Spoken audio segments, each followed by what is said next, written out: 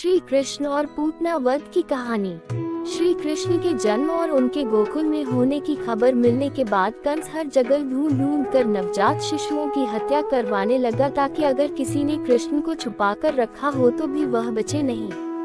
कंस ने अपनी मुन्हाबोली बहन राक्षसी पूतना को इसका जिम्मा सौंपा। पूतना एक विशाल शरीर की ताकतवर राक्षसी थी और अपना रूप बदलने में भी माहिर थी।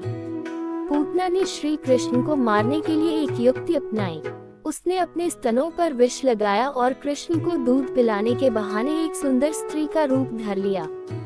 पूतना रूप बदलकर गोकुल में सीधे बाबा नंद और मैया यशोदा के घर में गई।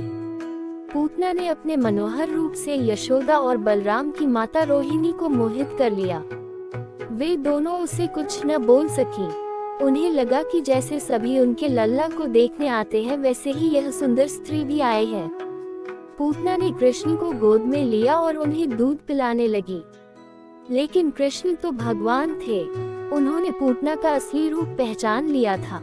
वे अपने दोनों हाथों से पकड़कर स्तनपान करने लगे।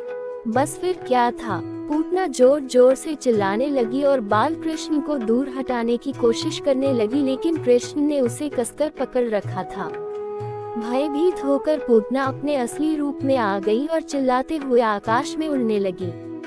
उसका ये रूप देखकर सारे गोकुल निवासी घबरा गए। दर्द से चिल्लाते हुए अंततः पूतना जोर से नीचे धरती पर गिर गई।